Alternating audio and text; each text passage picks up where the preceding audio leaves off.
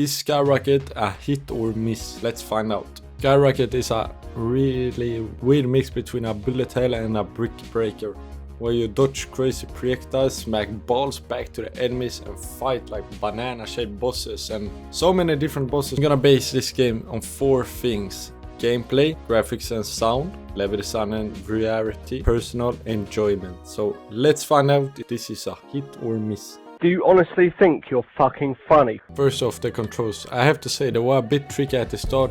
You have to move with A, W, S, D, and you can customize buttons for like rolling, hitting, and your body. I mostly use my left hand, which felt a bit awkward, but later on you get the hang of it. Or maybe just be smart and use both hands if you can. Most part of the game you're flying around trying to defeat bosses on each planet.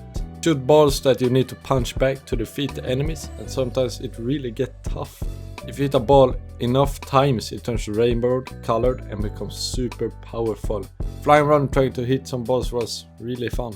The boss fights are fun and challenging. I got a bit frustrated sometimes when I couldn't defeat a boss and had to try a couple of times. Really cool though, with different stages that get harder. This was definitely one of the funnest parts of the game, playing against the bosses. Ladies and gentlemen, we got him. For me, the level and the designs, they were really fun and got progressively harder with each new round. Some new blocks were introduced along the way, but when you defeat a boss on one planet, the design changes completely on the next planet, which was really cool that it was not the same area all the time. It feels like new enemies are introduced all the time. At first you had ducks or birds.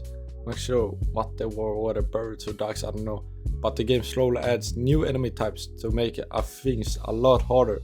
Just look at the last plan I played, it was really tough to beat. Speaking of bosses, each one is unique, evolving for the enemies you faced on a planet and becoming really strong.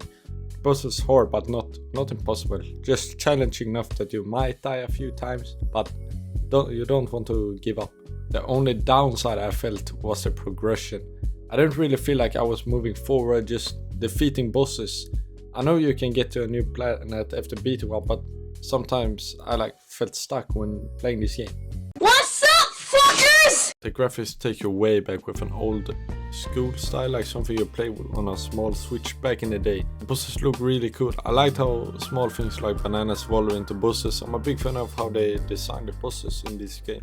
The smaller enemies have good animation and the main character you play looks great too. The music sounds good overall, though I sometimes only focused on the game so I forgot it was there, but the sound effects like hit the ball and move around, really well done. They add a lot for me.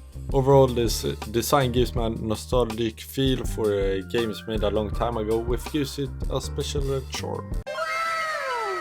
So for my own personal enjoyment, I really liked the different levels. They were fun with a lot going on. As I mentioned, my biggest disappointment was the lack of rewarding progression system. Sometimes I felt stuck and couldn't really advance. Like, if you know, you know, maybe just me if you're stuck.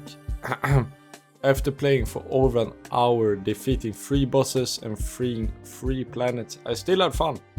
The only thing that made me want to keep playing on the last planet was I hadn't beaten the boss yet. I wanted to see the new boss. I'd recommend this game to people who enjoy fast-paced action and like old school arcade vibes. You might hate me for this if you played this when you were younger, but I put this game at C tier. Definitely not ahead of Figment. I thought it was a good game, but yeah.